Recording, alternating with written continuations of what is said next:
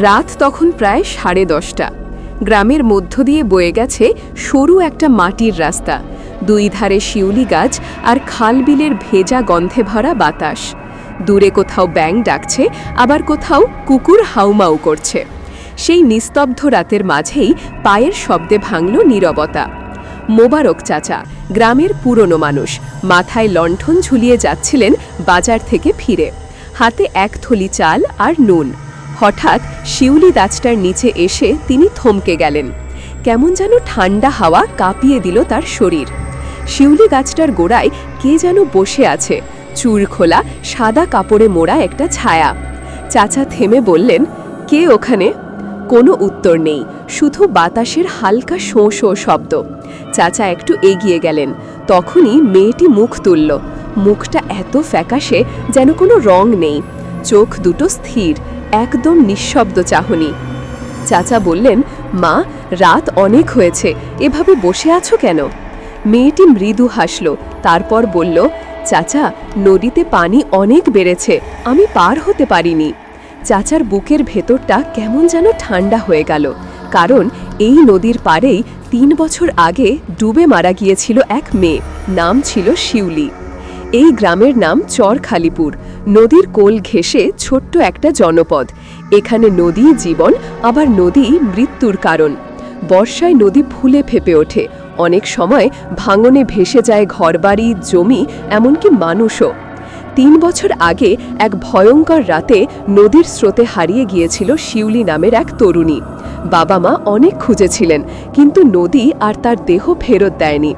তারপর থেকে গ্রামের লোকেরা বলে, নদীটার ধারে রাতে শিউলিকে দেখা যায়, চুল খোলা, সাদা কাপড়ে মোড়া, কারো অপেক্ষায় বসে থাকে। একদিন সকালে গ্রামের কিশোররা নালার ধারে মাছ ধরছিল। হঠাৎ জলে ভেসে উঠল একটা মেয়ের চুড়ি। চুড়িটা পুরনো কিন্তু অদ্ভুত সুন্দর, নীলচে আলো ঝলমল করছে রোদে। ছেলেরা সেটা হাতে তুলতেই জল থেকে ভেসে উঠল ঠান্ডা বাতাসের একটা ঝাপটা। সবাই ভয় পেয়ে পালিয়ে গেল। শুধু একজন রয়ে গেল, রাকিব, গ্রামেরই ছেলে, সাহসী আর কিছুটা একরোখা। সে চুড়িটা পকেটে রেখে বাড়ি চলে এলো। সেই রাতেই রাকিব স্বপ্নে দেখল এক মেয়ে তাকে ডাকছে নদীর পাড় থেকে, চুল ভেজা, মুখে অদ্ভুত শান্তির ছায়া। আমার চুড়িটা ফিরিয়ে দাও। রাকিব ঘুম থেকে উঠে দেখল তার জানালাটা খোলা, বাতাসে পর্দা দুলছে, মনে হলো যেন বাইরে কেউ দাঁড়িয়ে আছে। পরদিন রাতে রাকিবের সাহস বেড়ে গেল। সে লণ্ঠন হাতে গেল নদীর ধারে, ঠিক শিউলি গাছটার নিচে। জলের দিকে তাকিয়ে বলল, কে তুমি, কেন আমাকে ডাকছ? তখনই জলের ভেতর থেকে উঠল বুদবুদ আর একটা মৃদু কণ্ঠস্বর, তুমি আমার জিনিস নিয়েছ, ফিরিয়ে দাও। রাকিবের শরীর কাঁপতে লাগলো, কিন্তু সে পিছল না।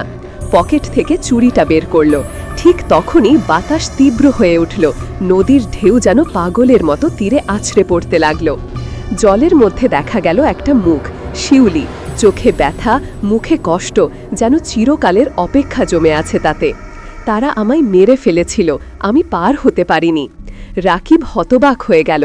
তখনই তার পেছন থেকে শোনা গেল মোবারক চাচার কণ্ঠ, রাকিব, পেছনে তাকিও না। কিন্তু ততক্ষণে দেরি হয়ে গেছে। রাকিব ঘুরে তাকাতেই সে দেখল মেয়েটা সামনে দাঁড়িয়ে, চুল ভিজে ঝরছে, ঠোঁটে হালকা হাসি। চিৎকার পরে উঠল রাকিব। বাতাসে লণ্ঠন নিভে গেল, চারপাশ অন্ধকার। পরদিন সকালে নদীর ঘাটে পাওয়া গেল রাকিবের লাশ। মুখে অদ্ভুত শান্তির ছায়া, হাতে সেই নীলচে চুড়ি। গ্রামের লোকজন ভয়ে কেউ নদীর ধারে গেল না সেদিন। মোবারক চাচা বললেন, নদীর আত্মা এখনো ঘুরে বেড়ায়, ওর মৃত্যু ছিল অন্যায়, তাই শান্তি পায়নি।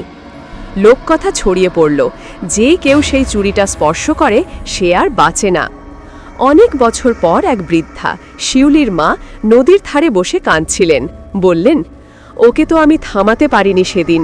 ঝড়ের রাতে ওর বাবার সঙ্গে দেখা করতে যাচ্ছিল, কিন্তু নদী ফুঁসে উঠেছিল। ও পার হতে গিয়েছিল একাই, আর ফিরে এলো না। লোকেরা বলে সেই অসমাপ্ত ভালোবাসাই তাকে আটকে রেখেছে নদীর ওপারে। একদিন গ্রামে নতুন এক পুরোহিত এলেন। তিনি শুনলেন নদীর গল্প আর ঠিক করলেন একটা পূজা করবেন শিউলির আত্মার শান্তির জন্য। পূর্ণিমার রাতে নদীর ধারে আয়োজন হলো। সবাই মোম জ্বালালো, ফুল ছড়ালো। পুরোহিত মন্ত্র পড়তে শুরু করলেন। ওম শান্তি, নদীর আত্মা মুক্তি পাও। ঠিক তখন নদীর ওপর উঠল হালকা কুয়াশা। মোমের আলোয় দেখা গেল সাদা পোশাক পরা এক মেয়ে ধীরে ধীরে এগিয়ে আসছে, মুখে হাসি, চোখে জল। সে নদীর জলে হাত ছুঁয়ে বলল, আমাকে মুক্তি দাও। মন্ত্রের শেষ শব্দে হঠাৎ বাতাস থেমে গেল, নদী শান্ত হয়ে গেল, আর কুয়াশার ভেতর মেয়েটি মিলিয়ে গেল ধীরে ধীরে। সেই রাতের পর থেকে আর কেউ শিউলিকে দেখেনি। নদী শান্ত, বাতাসে আবার শিউলির গন্ধ। কিন্তু গ্রামের মানুষ এখনো বলে, পূর্ণিমার রাতে যদি কেউ শিউলি গাছটার নিচে বসে, মিষ্টি একটা ফুলের গন্ধ ভেসে আসে, আর মনে হয় কেউ যেন চুপচাপ পাশে বসে আছে।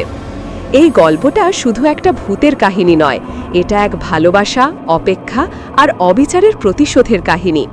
গ্রাম, নদী, নালা আর শিউলি ফুলের সুবাসে মিশে আছে শিউলির আত্মা, যে শুধু শান্তি খুঁজছিল এই পৃথিবীতে।